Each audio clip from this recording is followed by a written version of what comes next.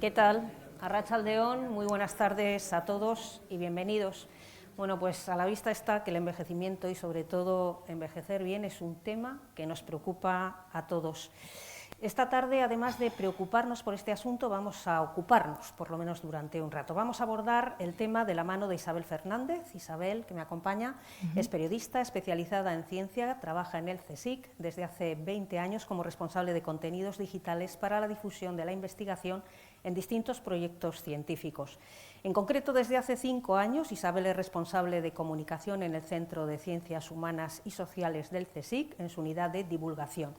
En este centro, donde hay aproximadamente 400 investigadores, se trabaja en filosofía, filología, historia, arqueología, economía, sociología o arte.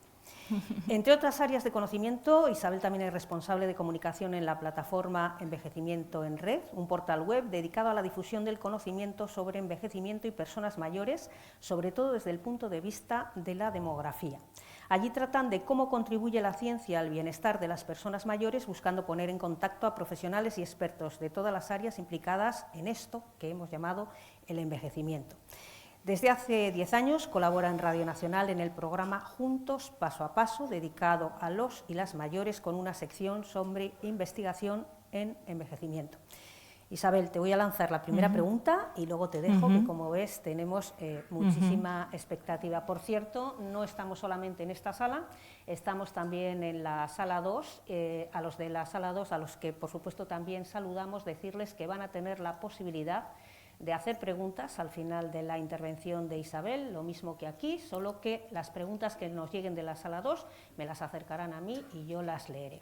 Sin más, Isabel, darte la bienvenida y vamos a ver si nos cuentas, seguro que sí, y además muy bien, qué está haciendo la ciencia en esto del envejecimiento, cuando quieras. Bueno, pues muchísimas gracias, Raquel, por la presentación y gracias por invitarme a dar esta conferencia, a decirles que, bueno, trabajo en el CSIC, en su sede, en una de sus sedes en Madrid. Aunque bueno, soy vitoriana, así que estoy muy contenta. Llevo 25 años fuera, pero bueno, nunca se deja de ser vitoriano y nunca he dejado de venir a esta ciudad, ¿no?, que tanto quiero. Estoy un poco abrumada por la expectación que veo que ha generado el título de la ponencia, ¿no?, lo que la ciencia sabe del envejecimiento. Bueno, espero que algo de esto descubramos esta tarde con lo que les cuento, pero sobre todo lo que me importa, el objetivo de mi charla es dar a conocer por qué a la ciencia le interesa el envejecimiento y por qué es importante que el envejecimiento, avancemos hacia un envejecimiento de calidad sobre la evidencia científica, ¿no? Eso es lo que más me interesa. Había previsto contar un poco qué es el CSIC, lo voy a contar en dos, por si acaso no lo conocen alguno de ustedes, porque me enmarquen un poco más. Es el Consejo Superior de Investigaciones Científicas, un organismo público de investigación dependiente del Ministerio de Ciencia, y que tiene 124 centros e institutos de investigación por todo el territorio español, también en el País Vasco, que aunque una presencia quizás un poquito menor, ahí sobre todo en Donosti. Y bueno, una de las áreas pequeñas es la de ciencias sociales y humanas. Ya le comentaba Raquel que hay unos 4, no somos, yo no soy investigadora, soy técnico de comunicación, periodista. Hay unos 400 investigadores en este centro y una de las áreas es el envejecimiento, sobre todo desde la demografía, pero también desde otros aspectos como la filosofía la filosofía, la ética, también se abordan cuestiones de envejecimiento. Y luego citaré un proyecto que además desde la filosofía trabaja sobre el envejecimiento y la soledad aquí en el País Vasco, desde el centro en el que trabajo. En el CSIC también hay una plataforma de grupos de investigación transversal, de 400 grupos de investigación de las áreas de vida, sociedad, de materiales, que trabajan unidos desde la pandemia, muy enfocados en estudiar los entornos seguros para el envejecimiento, sobre todo en situaciones de emergencia. Es la plataforma Salud Global y dentro de ellas se están haciendo también muchos avances en muchos temas, desde los más sociológicos a los más biológicos. La directora de esta plataforma es Margarita del Val, que fue una investigadora que ha sido muy mediática durante la pandemia, dando explicaciones, ¿no?, y un poco de qué estaba pasándonos, ¿no?, y hacia dónde iba la pandemia. Además, la cito porque es una persona pues mayor, una mujer mayor de 70 años, bueno, activa y que ha sido referente, ¿no?, en esto en la pandemia y en cuanto al envejecimiento y la relación con estas situaciones de emergencia de salud. A la primera pregunta que me he hecho yo para plantear la conferencia es, bueno, pues ¿qué nos preocupa del envejecimiento? Como bueno, van a ver en toda la charla, y creo que ya lo suponen intuitivamente, el envejecimiento es un proceso con muchas dimensiones en el que influyen, pues vamos a hablar de la salud, del mantenimiento de la autonomía personal y de factores psicológicos y de factores sociales. El envejecimiento afecta. Cuando nos preguntan ¿qué te preocupa al envejecer? Pues pensamos en la salud y pensamos en la economía, ¿no? Pensamos desde el punto de vista individual, en el envejecimiento fisiológico, biológico, y desde el punto de vista colectivo, como sociedad, ¿no? Nos preocupa que la sociedad envejezca. Ahora explico un poquito más esto. Desde el punto de vista de la biología y la salud, pues sobre todo cuando somos más jóvenes, que es lo primero que pensamos de manera coloquial, ¿no?, ante el envejecimiento, pues el problema de las canas, las arrugas, ¿no?, estas cuestiones estéticas que, ¿por qué no?, son importantes, y hay una parte de la ciencia del envejecimiento que se dedica a minorar, ¿no?, estos cambios estéticos, ¿no?, en principio, y que, bueno, que afectan al bienestar también mental, ¿no?, de las personas. Bueno, luego hablaremos de otras cosas, de estereotipos, de prejuicios, de edadismo, pero bueno, eso más adelante. ¿Qué nos preocupa? El desgaste físico, ¿no?, el deterioro fisiológico, la fatiga, el dolor, la enfermedad que puede sobrevenir al envejecer, el deterioro cognitivo, la lentitud o las enfermedades neurodegenerativas. Nos preocupa caer en la fragilidad, que es como la antesala de la dependencia. Nos preocupan los cuidados, quién nos va a cuidar, el sistema de cuidados también, ¿no? Pero bueno, hablando a nivel un poco más individual, nos preocupa saber si vamos a necesitar cuidados, ¿no?, y si los tenemos en el entorno disponibles. Nos preocupa la soledad. Cuando al envejecer somos más vulnerables a que la soledad sea, pues, no deseada y más sufrida. Y nos preocupa la discriminación en muchos ámbitos, lo hablaremos de ellos, ¿no?, en el ámbito laboral y en el ámbito institucional o en los medios de comunicación o como consumidores, en el ámbito del mundo digital, de Internet, ¿no?, esas discriminaciones, ¿no?, a las que por ser mayores pues nos vemos sometidos. Y nos preocupa sufrir maltrato en diferentes entornos y escalas, pues también entraremos un poquito más en ello. Y a nivel sociedad, a nivel colectivo, pues nos preocupa, ahora explico lo de las pirámides de Egipto, que he puesto ahí, nos preocupa el sostenimiento, el mantenimiento, el crecimiento del sistema, en el que, sobre todo, bueno, hablo de países como España, y es donde el estado de bienestar, bueno, pues se defiende, ¿no? Vivimos en estados de bienestar donde nos importa que el sistema de pensiones, el sistema sanitario, el sistema de atención y ayuda a la dependencia se sostengan, crezcan y se adapten a este crecimiento de población mayor, ¿no?, en proporción a la población más joven. Y nos preocupa el modelo de cuidados, ¿no? Luego hablaremos de ello. Las pirámides, bueno, las he puesto ahí para recordar la pirámide de población, ¿no?, que también preocupa mucho, ¿no? O sea, la pirámide de población es ese gráfico, ¿no?, estadístico que refleja en la base, que hemos estudiado mucho, pues que las generaciones más jóvenes son más abundantes, y a medida que envejecemos y fallecemos, pues en la cúspide pues los más mayores son menos cantidad. ¿Qué está pasando? Desde hace unas décadas que esa pirámide está invirtiéndose.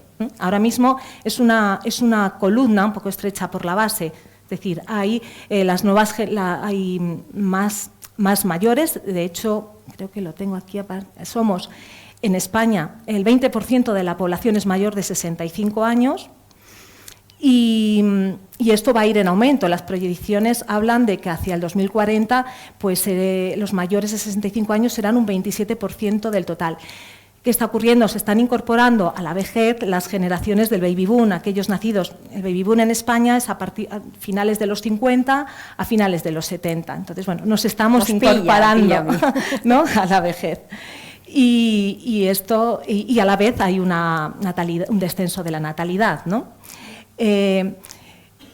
También en esta gráfica la quería destacar un poco porque hay además no solamente un envejecimiento de la población, sino un sobreenvejecimiento.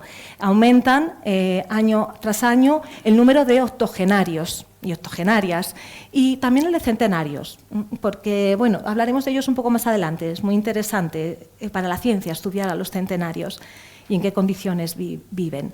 Hay 20.000 centenarios. En España se incorporan a esa cifra unos 1.700 anualmente, 1.700 creo recordar bien. El 6% de los mayores son octogenarios, octogenarias. Bueno, esta pregunta forma parte de muchos debates que hay ahora pues en medios, en instituciones de reflexión, ¿no? de todo tipo, económicas sobre todo. Y hablando de envejecimiento de población, hablamos de un éxito demográfico o de un desafío económico. Hablamos de ambas cosas. Y aquí, bueno, pues quería un poco terminar hablando de cómo podemos realmente hacer que esto creernos y poner en marcha esto es como un éxito, ¿no? Tenemos que celebrarlo. Nunca en la historia de la humanidad se habían alcanzado estas longevidades para tantas personas y en tan buen estado de salud. Es un éxito de nuestras sociedades lograr esto. Y la baja natalidad, bueno, pues aquí tendría que venir un experto, ¿no? En temas de fecundidad para contarlo con más precisión, pero bueno, realmente pues hay sociedades donde hay muchos niños es porque hay muchas tasas de mortalidad infantil, con lo cual se tienen muchos niños para intentar ese reemplazo. Aquí tenemos, no hay mortalidad infantil, entonces, de neonatos, con lo cual, bueno, pues es necesario, se pueden tener menos hijos. En fin, todo esto son cuestiones ya que podríamos entrar en demografía o con demógrafos, pero me interesa rescatar este dato. Es un éxito y en España tiene una de las esperanzas de vida mayores del mundo, 85,83 años para las mujeres, 80 años, un poco menor para los hombres. Sí que hay aquí diferencias de género, se mantienen, aunque se van acortando poco a poco esas diferencias entre hombres y mujeres, pero sigue siendo amplia. De media, en España, 83 años, ¿no? Para el conjunto. Luego hablaremos de otra medida, que es la esperanza de vida con salud, también, que esa es importante. Bien, aquí abundar un poco en que realmente el envejecimiento de la población es un desafío, un desafío sobre todo para las políticas económicas, ¿no? Estos son entrecomillados que he sacado pues, del director del Banco de España, ¿no? Habla de un éxito, pero habla también de ese desafío, ¿no? para las políticas económicas. También son entrecomillados de la misma persona. Se abre un horizonte de nuevas posibilidades y oportunidades a la medida que una población crece y sigue, a la medida de una población que crece, la de los mayores, y sigue demandando recursos. También decía, la invisibilidad de los mayores de 55 va a desaparecer. El envejecimiento no es una carga, sino una oportunidad. Las personas mayores de 65 son un capital humano que puede aportar mucho valor. Envejecemos, pero es verdad que hoy tener 60 años no es como tener 60 años hace 4 o 5 décadas, ¿no? Los 60 son los 50, ¿no? De hace unas décadas, lo comentábamos antes. Entonces, pues vamos a ver simplemente por una cuestión demográfica y de calidad de vida, que quizás, pues hablar ya de mayores como mayores de 55, como por ejemplo estas aulas, ¿no? Que hablábamos de mayores de 55, pues igual se van a replantear, ¿no? Esas definiciones o esas fronteras de cuándo uno es mayor. Entonces, interesa hablar del envejecimiento como una oportunidad y como capital humano como aportación a la sociedad. Y la ciencia trabaja con estas premisas para lograr que el envejecimiento o las personas al envejecer exprimamos todas las oportunidades que tenemos para aportar, para envejecer bien. Ahora lo explico un poco más. Aunque antes de hablar, lo explicaré hablando de envejecimiento activo, saludable y exitoso, pero como estamos hablando de disciplinas que trabajan sobre el envejecimiento, quería un poco centrar el tema en qué es la geriatría y qué es la gerontología, un poco por encima. Y hablar también de un problema que hay un poco con la geriatría, que es la ausencia de geriatras, la escasez de geriatras. Creo que en España, creo que son 2.000 geriatras en España y en muchas provincias, muchos hospitales no los hay. La geriatría es la medicina especializada en geriatría, es una especialidad del MIR, una especialidad en algunos hospitales, como decía, supone la intervención clínica y se basa en promover salud y prevención y tratar patologías de esta etapa de la vida. Una herramienta de trabajo del geriatra es la valoración geriátrica, que es medir aspectos de salud y también funcionales y sociales de los pacientes. O sea, no solamente hacer una valoración física, sino de su entorno, de su psicología, de su funcionamiento cognitivo y con esto pues valorar cuál es su estado de ese paciente en cuanto a la fragilidad y a las posibilidades que tiene de caer en dependencia o no y qué herramientas se pueden o qué terapias se pueden aplicar para evitar que caiga en dependencia. Más o menos, esto es el geriatra, que muchas veces son sustituidos por internistas, por medicina interna, pues tiene esa formación extra para reconocer cómo el entorno y las capacidades funcionales y cognitivas, ¿no?, de los pacientes. Que un internista se fija más en la parte, digamos, pues más de la fisiológica o de la enfermedad en sí. La gerontología es una especialidad que es una formación normalmente de posgrado a la que bueno, se suman profesionales de muchas áreas, médicos, enfermeras, terapeutas ocupacionales, trabajadores sociales, graduados en Derecho. Yo también conozco arquitectos que son gerontólogos porque les interesa pues, trabajar la arquitectura desde el punto de vista de la habitabilidad para los mayores, el envejecimiento activo.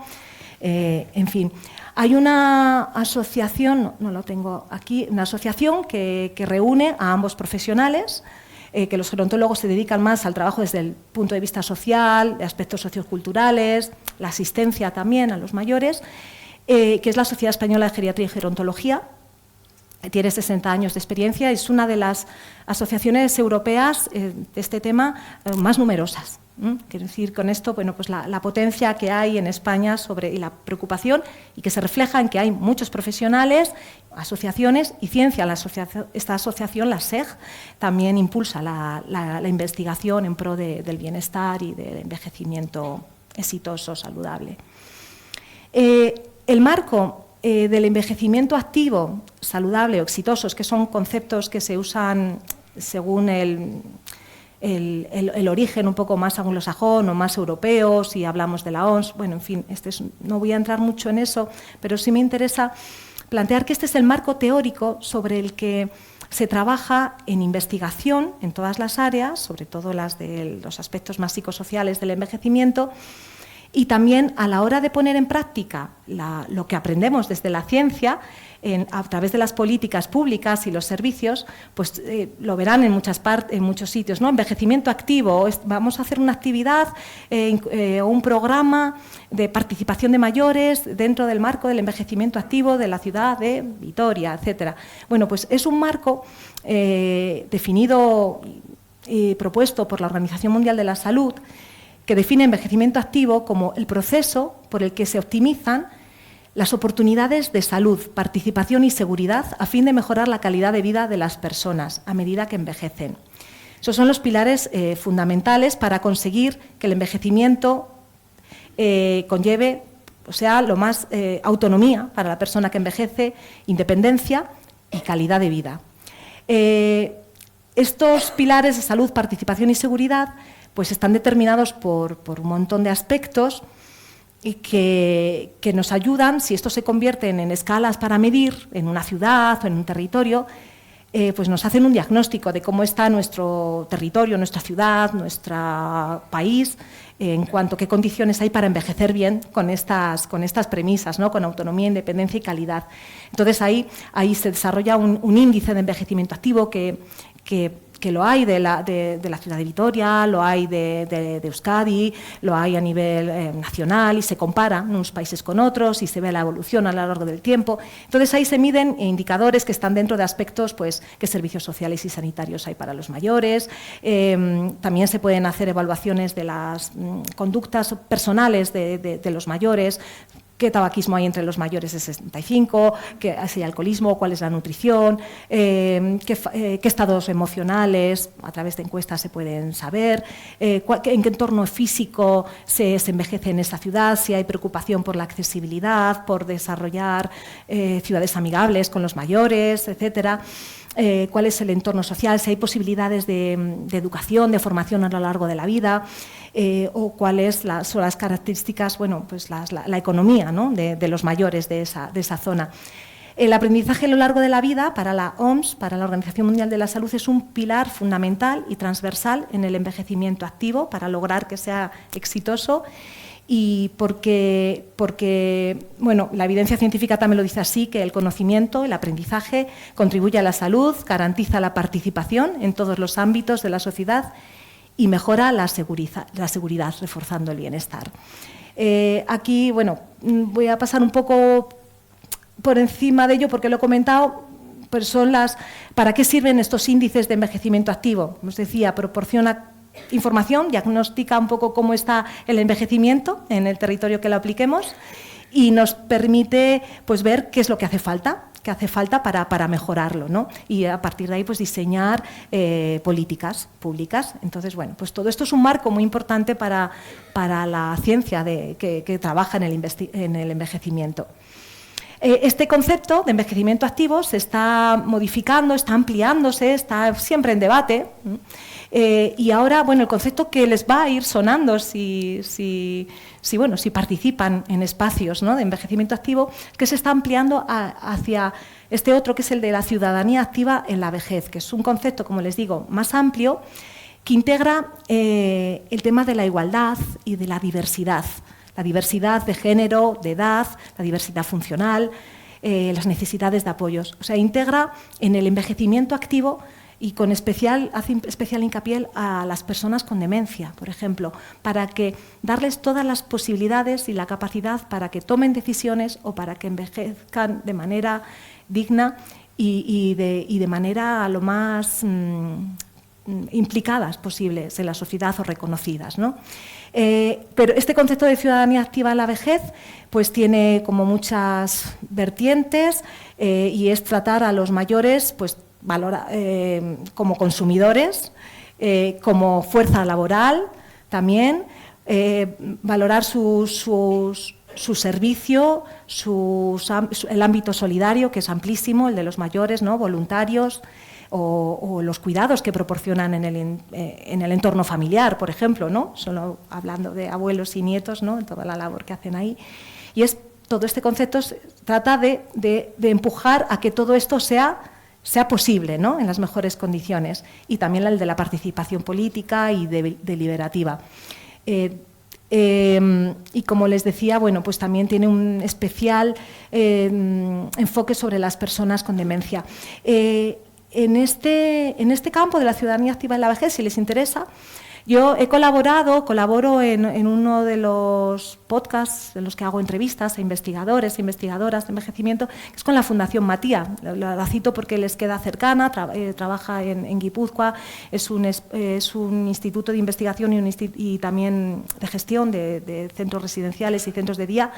Y bueno, pues tienen una publicación, un blog en el que abordan estas cuestiones y bueno, pues creo que son muy significativas y bueno, van muy punteros, ¿no?, en el tema. Así que bueno, pues les oriento un poco, o les recomiendo que si quieren que lo puedan leer y escuchar los podcasts que realizan y que colaboro con ellos. Desde el punto, quería entrar un poco, si hemos hablado del por qué preocupa el envejecimiento, de qué manera se integra el envejecimiento y cómo llega a las políticas en los decisores públicos a través del envejecimiento activo, ¿no?, de este marco. que se hacen, que permite medir indicadores. Bueno, ¿en qué investiga la ciencia desde el punto de vista de la biología y la longevidad? Bueno, esto podría, imagínense, todos los temas que hablo, cada uno de ellos daría para una conferencia amplísima, ¿no? Pero bueno, voy a hacer un recorrido así un poco rápido. Voy a hablar aquí de algunas investigaciones en cuanto a lo que es los signos del envejecimiento en cuanto a daños moleculares y celulares, ¿no? que nos pasa a todos, ¿no? A todos los seres vivos, ¿no? Con diferencias según individuos o sea, es decir, el envejecimiento, es verdad que podemos tener la misma edad y envejecer de diferente manera, y esto se debe pues, a factores genéticos, pero también a factores, o a factores como el género, no envejecen igual las mujeres que los hombres, pero sobre todo a factores de estilo de vida, de sufrir o no enfermedades crónicas, sufrir o no fragilidad y otros factores socioeconómicos que condicionan cómo envejecer, y eso afecta también a los daños, ¿no? que podemos sufrir a nivel molecular, genético, celular. En definitiva, envejecer desde el punto de vista de la biología es que nuestro cuerpo pierde energía, ¿no? para mantener el funcionamiento celular de manera óptima. He recogido aquí un poco, voy a pasar un poco rápido porque bueno, es un tema como muy especializado, pero para que lo entiendan sí me interesaba comentarlo. ¿Cuáles son los signos reconocibles del envejecimiento a este nivel que hablo, ¿no? Molecular, celular? Se habla, bueno, y se estudia y se investiga en remedios y maneras de revertir este tipo de envejecimiento. La acumulación de lesiones genéticas en el ADN, el acortamiento cromosómico, los cambios en la expresión génica que van asociados a la edad, el mal funcionamiento del metabolismo, que se desregula, las mitocondrias defectuosas, ahora explico un poquito más, la pérdida de la capacidad de regeneración de tejidos, la alteración de la comunicación celular, la inflamación crónica, la alteración de la microbiota intestinal. Algunos de estos conceptos seguro que les suena, o probablemente seguro que hay especialistas en esta sala, porque se dedican a la investigación o al mundo de la salud. Bien, darles que este tipo de lesiones, la acumulación de lesiones genéticas en el ADN, bueno, quería contaros un poco por si no lo sabían, bueno, pues el ADN está en el núcleo de todas las células, el mismo ADN en todas las células de todos los seres vivos, pero vamos a hablar de los seres humanos. Ahí es donde están las instrucciones genéticas y donde se almacena a largo plazo la información para construir otros componentes de las células, ¿no? Como las proteínas, el ARN, que son componentes básicos pues, para las células, son los ladrillos, ¿no? sobre los que se construyen los orgánulos y las componentes, ¿no? de nuestras células. El ADN tiene esa forma de hélice que la habrán visto muchas veces en dibujos o en imágenes, y los segmentos del ADN de esa hélice, cada segmento es un gen, son los genes, y el ADN, esa espiral, está empaquetada en cromosomas, ¿no? Todo esto dentro del núcleo de cada célula. Estos cromosomas durante el ciclo celular se duplican antes de que la célula se divida, pero quería contarlo porque como vamos a hablar de unas estructuras que son los telómeros, pues para que los ubiquen en los cromosomas, por eso quería un poco explicarles. Luego les muestro un gráfico y lo ven rápidamente.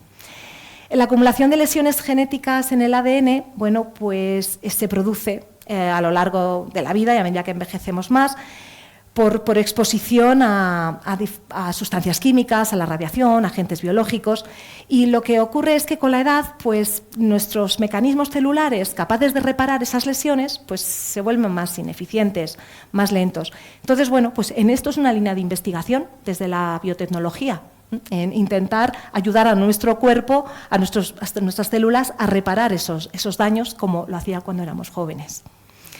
El acortamiento cromosómico, esto se da a medida que envejecemos. Los cromosomas, como esa imagen que ven ahí, tienen en los extremos pues unas estructuras que son los telómeros. Digo porque esta palabra puede sonar mucho porque ya hay terapias basadas en esto, terapias para curar también el cáncer, por ejemplo. Cáncer y envejecimiento, ambas investigaciones están muy relacionadas en estos campos. El Centro Nacional de Investigaciones Oncológicas, dirigido por María Blasco, que es una de las investigadoras pues, más destacadas de España, es la especialista en este campo y trabaja envejecimiento, tiene libros sobre envejecimiento y sobre cáncer. Bien, pues a medida que envejecemos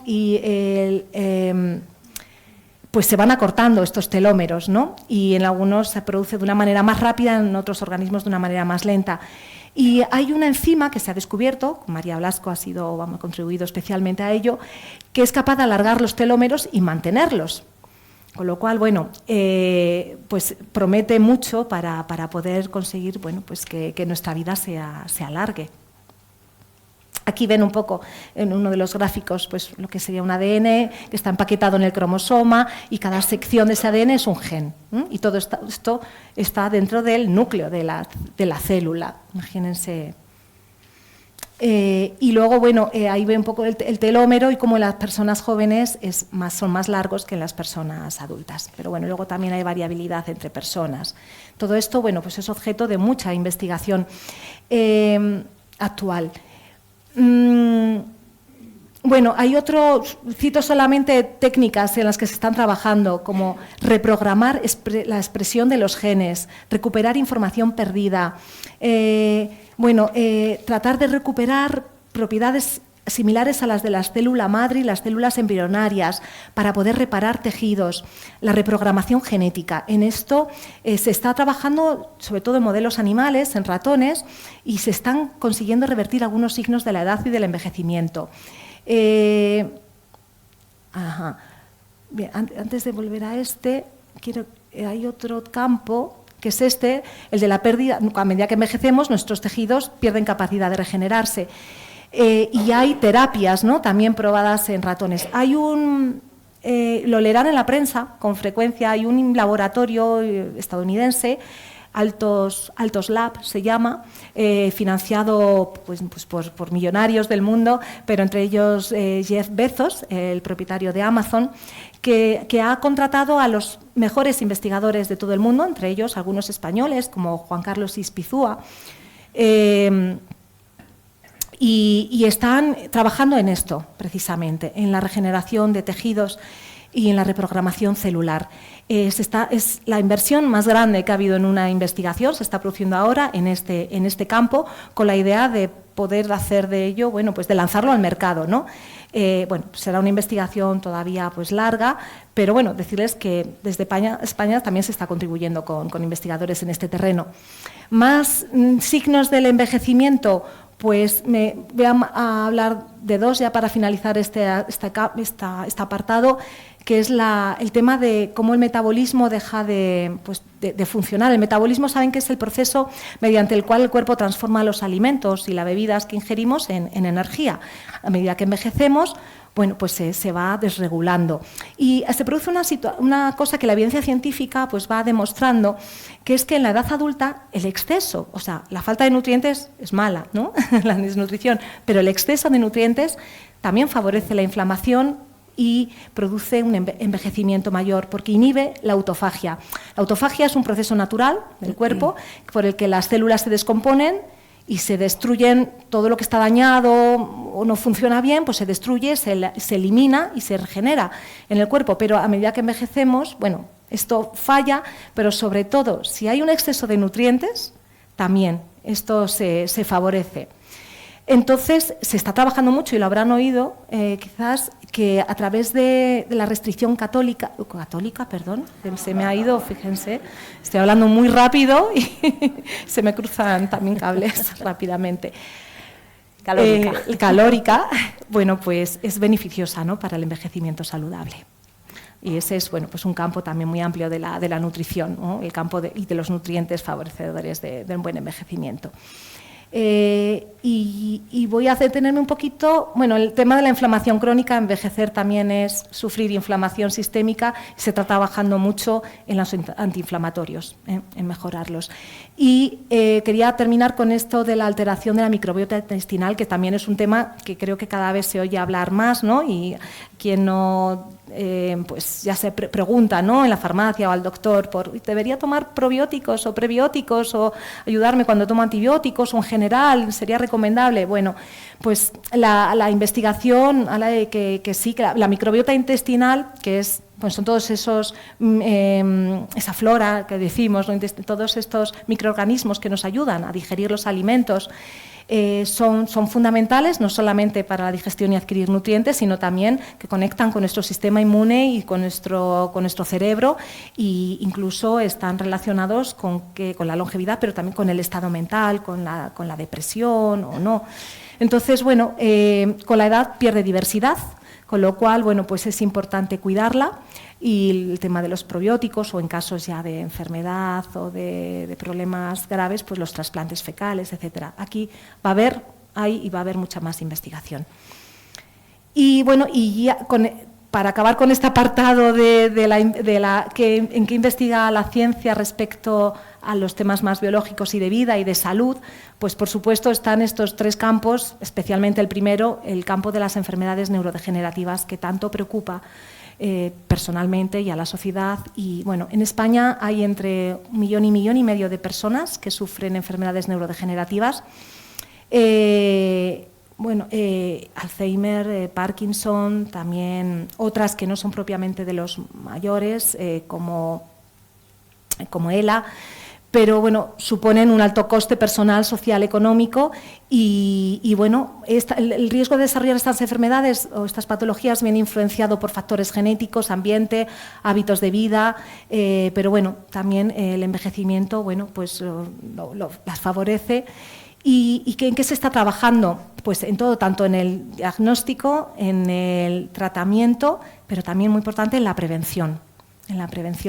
En diagnóstico, por ejemplo, una de las cosas un titular de ayer mismo del CSIC, una nota de prensa que hemos sacado, un grupo de investigación, pues ha conseguido que a través de un análisis de sangre ya se pueda diagnosticar Alzheimer, ¿no? Entonces, eso es muy importante, que se haya un diagnóstico rápido, precoz, rápido, quiero decir sencillo, no invasivo, y que sea lo más precoz posible. Todavía falta por conocer las causas de todos los factores que interaccionan en que alguien sufra una enfermedad neurodegenerativa, pero ya hay algunos tratamientos, sobre todo, que ralentizan el avance de estas enfermedades. No hay una cura todavía, ni una explicación clara de por qué se producen, pero sí se avanza mucho.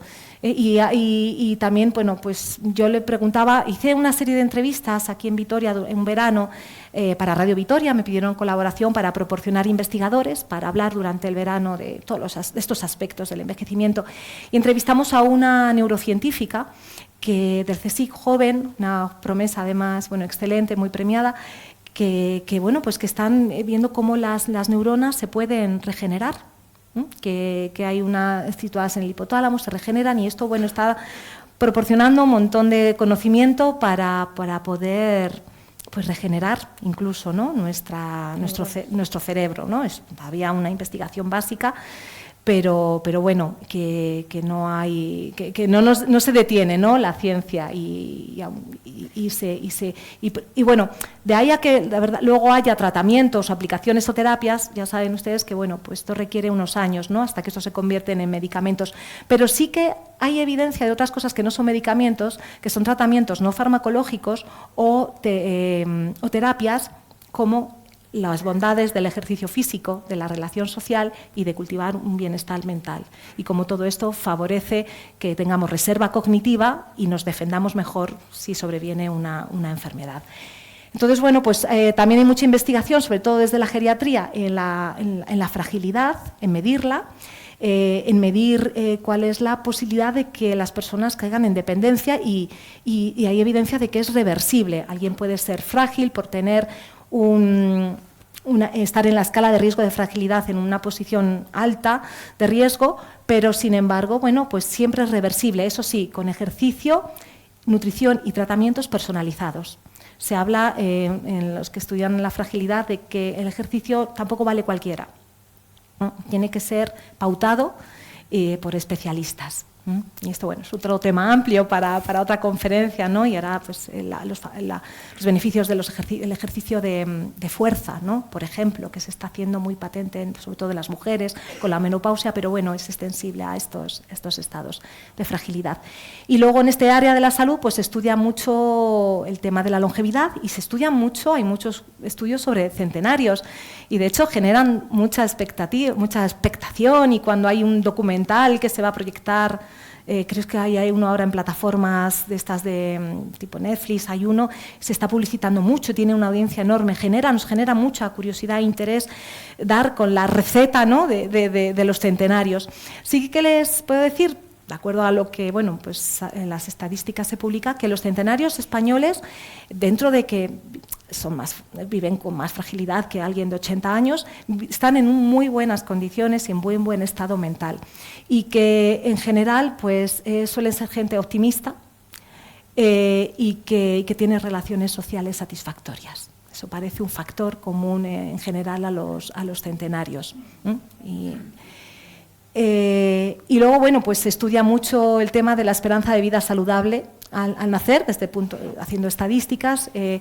Bueno, antes hablábamos de la esperanza de vida, pero bueno, la esperanza de vida saludable es otro concepto y, bueno, pues la última cifra que hay de las estadísticas es que viven con más vida saludable, más tiempo las mujeres que los hombres, y que, bueno, pues ellos hasta los 76 años, 77 años viven con una vida en salud, un envejecimiento en salud, y las mujeres hasta los 80 años, según los últimos datos. Y voy a pasar un poco a la última parte, no sé muy bien cómo voy de tiempo, pero... Pues mira, nos quedan 8 minutos. Vale, bueno, pues lo intento hacer rápido, bueno, o donde me quede, pues me quedo porque tampoco quiero... Hay muchos temas, yo creo, sobre la mesa, pero, y luego, bueno, como hay un turno de preguntas, si quieren, ahondamos un poco más. Desde el punto de vista psicosocial, desde las áreas y las disciplinas de estas temáticas de la psicología o los aspectos sociales, demográficos, políticos, económicos, ¿en qué se investiga? Se estudia temas, estas son como palabras clave en las que quiero destacar. En edadismo, discriminación por causa de la edad, ahora entramos un poco más. Se estudia el bienestar psicológico y emocional. La soledad no deseada, es un problema sobre el que hay muchos proyectos. La economía en la vejez. Los entornos de envejecimiento, hablo de ciudades o de entornos de las viviendas, por ejemplo, de accesibilidad. Se estudia el tema de las tecnologías digitales y cómo influyen o interaccionan con la vejez, con las personas mayores, de los derechos de los mayores, y se estudia también, pues, por supuesto, desde la economía, las pensiones, los sistemas sanitarios, los cuidados de larga duración y el tema de las tecnologías de apoyo. En esto hay mucha investigación. Por ejemplo, pues en el CSIC se trabaja mucho en temas de domótica o el tema de prótesis de todo tipo, exoesqueletos, en fin, es un campo muy amplio de investigación. Sobre el edadismo, ¿qué es el edadismo? Bueno, pues se refiere a los estereotipos, es aquello cómo pensamos, ¿no? A los prejuicios, cómo nos sentimos y a la discriminación, cómo actuamos. Es decir, el edadismo hacia las personas en función de su edad. El edadismo sufren las personas mayores o pueden sufrir los jóvenes en según qué entornos, ¿no? Eres demasiado joven para hacer esto y igual pues se le expulsa de un espacio por la edad, pero por un prejuicio o un estereotipo. Pero bueno, los mayores son mucho más vulnerables, tienen menos recursos, más fragilidad a la hora de superar una discriminación. A ver, esta discriminación puede ser institucional, de una ley nos puede discriminar por ser mayores, o puede ser interpersonal en nuestro entorno familiar, amistoso o autoinfligido. Ese es un tema importante. Si uno se autopercibe pues ya asociando el envejecimiento al deterioro, a la enfermedad, a ya no valgo nada, ¿no? O ya no tengo, y uno lo percibe así, pues esto digamos que también daña, ¿no? Y te limita, ¿no? A la hora de sentirte capaz, ¿no? Te autoexcluye, ¿no? De la sociedad. Entonces, en esto hay mucha investigación, como les digo, desde la psicología, la sociología y disciplinas similares, y se reclama todavía más evidencia científica. Ahora lo comento. Pero se ha demostrado que hay 3 estrategias fundamentales para superar un poco el edadismo, que son pues, la política y la legislación, que se tomen medidas desde las leyes, que se hagan actividades educativas, y un aspecto que me parece súper interesante y es muy estimulante, que es el de las relaciones intergeneracionales, que haya más contacto entre generaciones, que a veces no es tan fácil, ¿no? Y en esto hay un desarrollo amplísimo desde la academia y desde las políticas en diferentes sitios para que haya encuentros intergeneracionales en los colegios, en las residencias y en otros espacios de debate y de participación. Pongo este hashtag, este lema, soy mayor, soy como tú, porque es una campaña en la que varios responsables de comunicación del CSIC, de la Fundación Matía, de la Fundación Pilares, de la organización Grandes Amigos, Amigos de los Mayores, y desde Help Age, que es una organización especializada en los derechos de los mayores a nivel internacional y con sede en España, pues colaboramos todos en una campaña en redes sociales pues contra el edadismo, ¿no? Y se llama Soy mayor, soy como tú. Es una campaña de imagen, de publicación en medios y de podcast también, de entrevistas en el espacio digital. Bien, la OMS, la Organización Mundial de la Salud, tiene unas estrategias contra el edadismo, un montón de documentación y de herramientas para ayudar a debatir en la sociedad sobre esto y a superarlo. Y bueno, sus recomendaciones son precisamente ciencia, ciencia y ciencia, es decir, invertir en estrategias basadas en pruebas científicas para prevenir y combatirlo, mejorar datos e investigaciones para comprender mejor por qué se da y dónde se da, y cómo reducirlo, y crear movimientos, o sea, campañas para cambiar el discurso sobre la edad y el envejecimiento. Bien, bueno, pues y aquí lo que nos pide la OMS es que nos impliquemos todos, ¿no? Desde Naciones Unidas, las organizaciones de desarrollo, o sea, ONGs, la sociedad civil, las instituciones académicas, la investigación, que si todos nos implicamos, bueno, pues crearemos un mundo para todas las edades y extraeremos todo el potencial que tenemos como personas, ¿no? De esa manera, vuelvo a unir a lo que decía al principio, el envejecimiento no será una carga, sino una oportunidad. Y lo celebraremos como un éxito, porque podremos todos pues, aportar lo mejor que, si las condiciones, ¿no? son las óptimas, podremos extraer todo el potencial que tenemos como personas, también siendo mayores. Y bueno, pues la investigación psicológica también es muy, muy importante.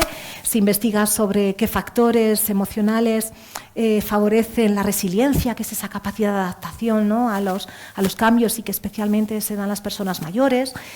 A veces no. Entonces, bueno, pues la psicología ayuda, y hay psicología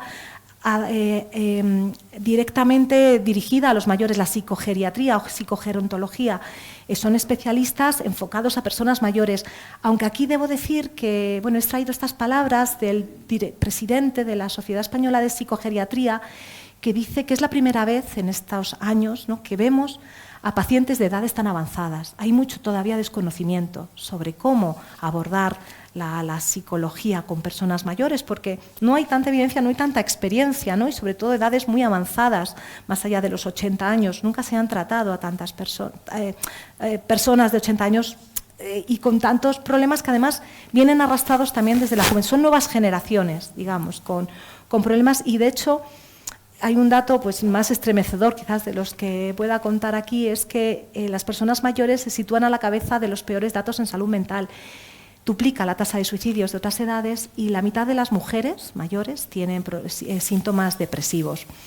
Y hay falta de medios, ¿no?, para atender todo esto. Y entonces, bueno, pues hay que investigar más.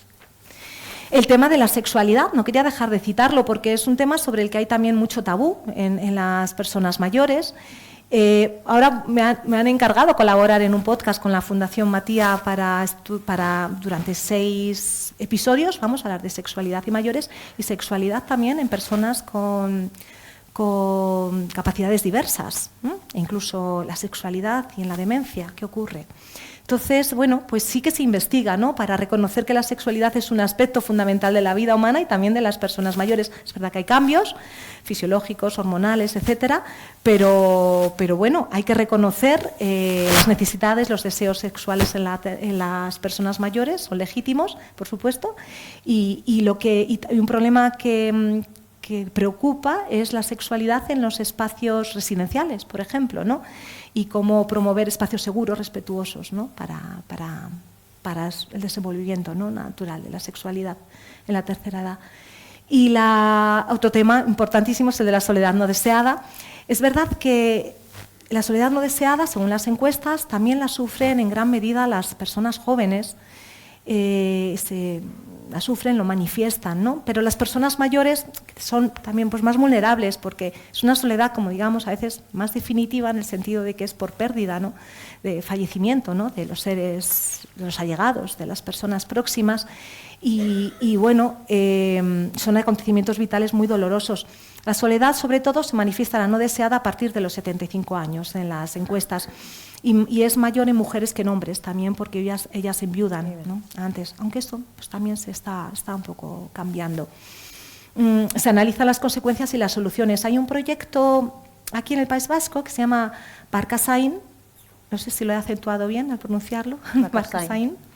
Se llama Soledad no deseada y cuidados, y es un estudio teórico y práctico sobre la soledad no deseada y su impacto en la sociedad y en el individuo, y en intersección con la tecnología. Las tecnologías pueden ser un gran apoyo. La tecnología, bueno, en la pandemia se ha visto y ha sido lo que nos ha ayudado a todos a conciliarnos, si no lo estábamos, reconciliarnos con las tecnologías, y a las personas mayores les ha ayudado mucho a lanzarse el uso del móvil para poder estar en contacto, ¿no?, cuando estábamos en aislamiento. Entonces, bueno, la tecnología ayuda a relacionarnos, nos ayuda o nos acompaña. Hablaremos un poco al final de los robots cuidadores. Y ya, sí, con esto, bueno, ya termino dos cositas. Esta, que es importante, también hay investigación, y os cito ahí la Fundación 26 de diciembre, enfocada en la investigación sobre el rechazo social histórico un poco a las personas mayores LGTBI, y que, bueno, pues que además sufren una soledad especial porque tienen menos relaciones familiares, las generaciones actuales de mayores, porque bueno, pues fueron rechazados habitualmente, con lo cual, bueno, pues esta población es objeto también de investigación. Dejo sin abordar mucho el tema de la economía, porque bueno, es un tema, quizás era el más obvio igual al pensar en envejecimiento, pues el problema de las pensiones, la economía, pero bueno, todo esto pues sí que se estudia, el riesgo de pobreza, la vulnerabilidad especial de las mujeres, de los migrantes a medida que envejecen, esos son los temas que más preocupan. Y luego, más que preocupa, bueno, interesa mucho la Silver Economy, que es esa economía plateada, los mayores como consumidores de turismo, de cultura, de tecnología, de cosmética, de moda. Salud. En fin, se prevé que crezca al 5% anual hasta alcanzar los casi 6 billones de euros en 2025, la economía dirigida a los mayores. Y bueno, voy a ir cortando un poco, solamente algo el titular, ¿vale? Este tema les invito a conocerlo, el tema de las ciudades amigables con las personas mayores, también responde a un programa de la OMS, se desarrolla en muchas ciudades e invita a los mayores en cada ayuntamiento, hay convocatorias, a participar en el diseño de la ciudad que necesitan y que desean. Entonces, bueno, en el País Vasco hay buenos ejemplos de ello. Sí, y yo creo, bueno, especialmente conozco el caso de Donosti, pero ahí se trabaja continuamente en esa mejora y siempre es mejorable. En brecha digital estamos muy bien, mejorando por un tema demográfico, nuevas generaciones que llegan, que ya han experimentado, y aunque siga habiendo un rechazo, sobre todo en mujeres con poca formación. Y aquí pues celebrar un poco el triunfo de la movilización de los mayores, sobre todo en el tema de la banca, ¿no?, que se ha conseguido a base de movilización, pues que era un tema, bueno, pues duro, ¿no?, de aceptar esa discriminación, de no tener acceso a los servicios bancarios, y se ha firmado un protocolo con las entidades que para que garanticen la inclusión financiera y la atención personalizada de los mayores. Esto es muy reciente. Y bueno, pues nada, decir que esto es una de las cosas que preocupan, todas que decía al principio, el sistema de pensiones, el sistema sanitario, y solamente en el tema de cuidados decir que se está trabajando mucho y mucha investigación sociológica y psicológica en nuevos modelos de atención. Y quédense con este concepto, el de modelo de atención integral centrada en la persona. Se busca que las personas envejezcan en el domicilio, donde ellas deseen, pero especialmente en el domicilio, y transformar las residencias en lugares hogareños, donde los mayores ingresados, incluso con demencia, puedan tomar decisiones sobre su vida cotidiana, se eliminen las batas y se limiten sujeciones. Bueno, esto es amplísimo, este campo, y bueno, pues decirles también que en el País Vasco también se trabaja mucho en pro de este modelo, tanto para residencias como para centros de día, y con especial hincapié en las personas con demencia. Si queréis, lo dejo aquí un poco y luego si hay más preguntas, pues igual es alguna de las cosas que me he dejado en el tintero y bueno, intento responder a lo que pueda. Bueno, gracias. Muchas gracias, Isabel.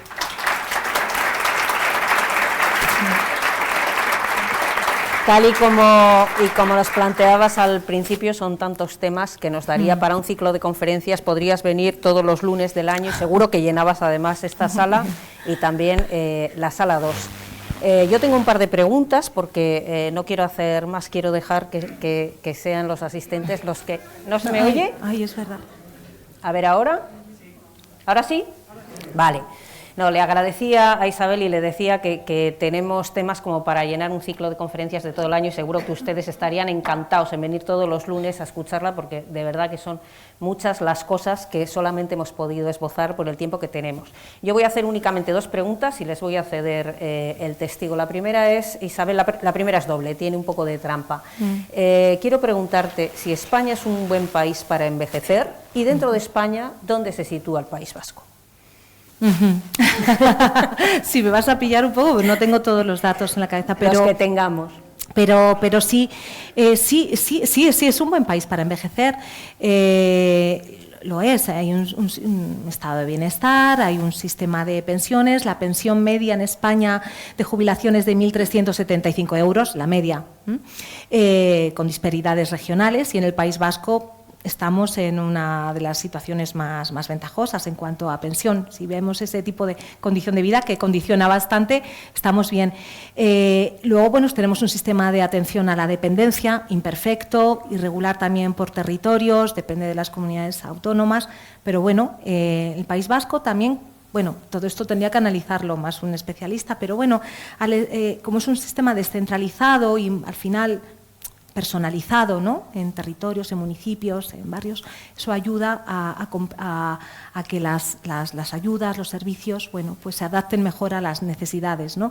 Y bueno, pues en el País Vasco funciona bien, hay preocupación y además yo cuando repaso papers, artículos, informes, siempre el País Vasco está como autor o como referente en muchas de estos temas. Tenemos una de las esperanzas de vida y vida con salud más altas del mundo, ¿no? Estamos ahí con Francia, con Japón, y no somos uno de los países más envejecidos en cuanto a población. Nos superan Italia, Reino Unido u otros. Quizás nos falten espacios o tomarnos más en serio el tema de la soledad, porque la soledad, no lo he dicho, no solamente es ese estado, bueno, pues de triste, ¿no?, de estar solo, sino que tiene repercusión en la salud. Y por tanto también en la economía. Una persona sola se abandona más, entonces, o acude menos al médico también, ¿no? Entonces, bueno, en otros países se lo han tomado muy en serio. Por ejemplo, en el Reino Unido o en Japón, y quizás haya alguno más, hay un ministerio expreso dedicado a la soledad para tratar todos estos temas, por la importancia que tiene desde todos los campos. Entonces, bueno, Japón es emblemático, ¿no? Es emblemático. Sí. Formas parte del equipo técnico del Consejo Superior de Investigaciones Científicas. Subrayo el apellido, Investigaciones Científicas. Si algo nos ha quedado claro a lo largo de esta conversación, de esta conferencia, es la importancia de la ciencia y de la investigación también para envejecer bien. Cuando hablamos de ciencia y de investigación pensamos en el talento que se va a la fuga porque aquí no somos atractivos y no tenemos arraigo suficiente para mantenerlos, pero sobre todo pensamos, yo creo que además con datos y con buen criterio, en que no dedicamos los recursos suficientes a la investigación, y eso va en detrimento en general de todo, pero también especialmente de cómo envejecer bien, ¿no? Pues sí que es verdad. En el propio CSIC hay una investigación sobre envejecimiento transversal, pero faltan recursos para coordinarla, para hacer un plan. Por ejemplo, hay mucho talento, hay muy buena formación y muy buenos profesionales, pero bueno, hay fuga de cerebros, se marchan. Antes he citado a Juan Carlos Pisúa, pues él lleva trabajando muchos años en Estados Unidos.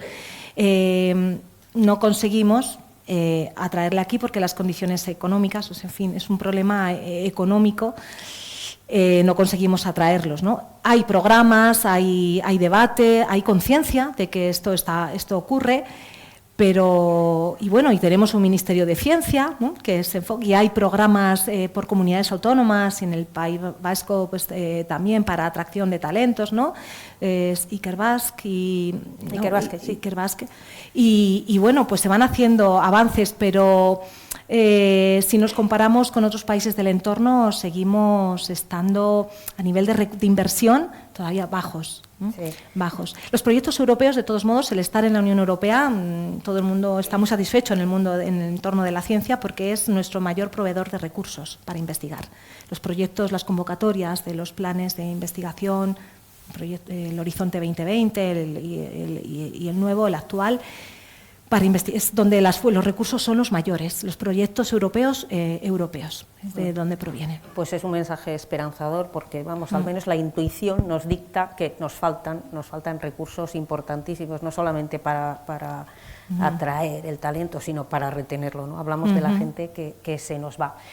Seguro que hay muchas preguntas en esta sala y en la otra. Las de la otra sala se me facilitarán por escrito. Aquí tienen que levantar la mano y les acercaremos un micrófono, pero por favor sí les voy a pedir que en la medida de lo posible las preguntas no vayan a los ejemplos personales y a los problemas personales, sino que en la medida de lo posible sean lo más genéricas que puedan realizarlas para que nos sirvan las respuestas a todos. Aquí, Uchi, aquí delante. Muchas gracias, Isabel, por tu exposición, que ha sido magnífica. Me parece que has hablado del proyecto de Soledad, creo que era, Bakarzain. Sí. ¿Podrías hablar algo de él?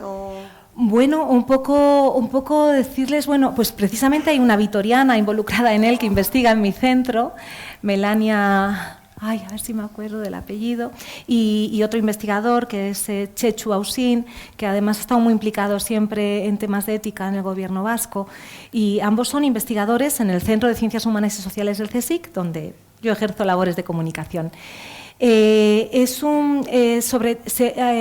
un libro que se llama Soledades, y ese libro pues es como el que presenta el proyecto y los primeros resultados. Se ha trabajado mucho en encuestas y de manera participativa con mayores, sobre todo hasta ahora en Bilbao, pero creo que vienen esta primavera a Vitoria, no sé decir exactamente la fecha, pero hacer un encuentro con mayores, lo tienen programado para recoger más información sobre... pues eso, cuáles son las circunstancias, ¿no?, que favorecen, aunque esté dicho así mal, la soledad y bueno, lo interesante, ellos son, tanto Melania como Chechu, son filósofos, ¿no? Y eso también me pareció interesante destacarlo, se hace desde especializados en temas de ética, pero trabajan desde la filosofía. ¿Más cuestiones? Sí, allí.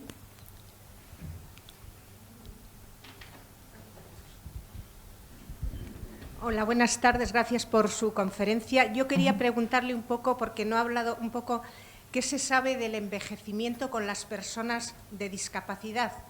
Puesto que ha aumentado su esperanza de vida y entonces, bueno, pues siempre las tienen como un poco olvidadas, por así decir, porque no hablan mucho así de ellas, pues a ver qué es lo que se investiga sobre ellos. Sí. Gracias. Gracias a la pregunta. Bueno, pues sí, es una de las líneas sí que estaba efectivamente como un poco más olvidada o dejada, o menos recursos se estaban invirtiendo. Por ejemplo, les puedo contar, yo creo que ahora se están en el foco de interés de la ciencia. El caso de la nueva directora, que quizás conozcan, del Inserso, no sé, Maite Sancho, la conocen, y además ha trabajado mucho en el País Vasco, ha sido, bueno, pues asesora en todo el tema de ciudades amigables con los mayores, ha estado ella detrás con la Fundación Matía también y con el Gobierno vasco, etcétera. Bueno, pues la nueva directora, yo creo que tenemos suerte de que la hayan nombrado directora, y ella está especialmente preocupada por este campo del envejecimiento, las demencias y el envejecimiento en personas con discapacidad. Y una de las cosas que quiere promover son los modelos de cuidados en residencias, llamamos centros, espacios residenciales para personas con demencia a modo nórdico. Eso es el referente, Dinamarca, Suecia. Y una de sus propuestas, que como lo llaman, son como aldeas, espacios, las residencias como pequeños pueblos, barrios, donde las personas con demencia viven de la forma más autónoma posible. Estuve en una presentación de este modelo hace unos meses y bueno, es sorprendente porque funciona, llevan años trabajando y desarrollando estos villages, estas aldeas en las que personas con demencias son bastante autónomas, con apoyos, pero son tan discretos los apoyos que el nivel, que la satisfacción envejeciendo pues es muy alta. Y bueno, pues ella es una gran defensora, estudiosa del tema y lo quiere promover. Entonces yo creo que bueno, pues efectivamente no se sabe, no hay mucha investigación hasta ahora, pero la va a haber. Y en este concepto de ciudadanía activa que les comentaba, en la vejez está incluido y es prioritario, ¿no? Conocerlo. Siento no poder aportar más. Desde la otra sala nos hacen dos cuestiones. La primera, ¿se utiliza el trasplante fecal en España? ¿Qué te matan esto? Yo, a ver, no lo puedo decir con seguridad. Sé que, pero es muy probable, no lo sé, no lo conozco precisamente este campo, ¿no? Y yo soy de las que todos los días están leyendo cuestiones médicas. Sé que se usa, se utiliza y conozco, tengo referencia en Estados Unidos de bancos, digamos, donde se recogen, ¿no?, muestras fecales que se utilizan para estos trasplantes. O sea, en fin, estos son unas píldoras que bien procesadas, ¿no? Bueno, pues se introducen, ¿no?, en los pacientes. Sobre todo se utiliza para temas de obesidad mórbida. Ahí es donde las aplicaciones he visto que se utilizan, ¿no?, para temas de sistema inmunitarios, vamos, muy deprimidos. Pero pues no puedo contarles, no tengo referente ni de en qué hospital o dónde hay este tipo de tratamientos, no lo sé. Y hay otra cuestión que yo creo que tiene mucho tal vez de opinión personal. Piden tu opinión sobre la eutanasia, Isabel. Vaya, es otro tema que no he abordado aquí, que también es muy el tema de los paliativos y también de la eutanasia, de los cuidados paliativos. En mi opinión personal, bueno, pues vamos a ver, primero lo entiendo perfectamente, soy muy respetuosa y creo que tiene que estar pues bien legislada, bien regulada y bien informada, ¿no? La posibilidad de la eutanasia, o sea, realmente creo que sí, y creo que hay cuanto pues también más datos y más investigación haya para mostrar cómo está sucediendo, cuál es la demanda, por qué, cuáles son los pros y los contras, cuanto más todo eso se ponga en evidencia y se cuente, pues mejor, menos conflicto y tensión provocará, ¿no?, el desarrollo de la ley de eutanasia y de la posibilidad de solicitarla, ¿no? O sea, en fin. ¿Tienen alguna pregunta más? ¿No? Queda resuelto. Isabel Fernández, muchísimas gracias por acompañarnos. Quedas emplazada como vitoriana, esta es tu casa y la Casa de Cultura también es tu casa para la próxima. Gracias por acompañarnos y a ustedes, como siempre, feliz semana. Nos volvemos a encontrar el lunes. Gracias a todos. A ustedes.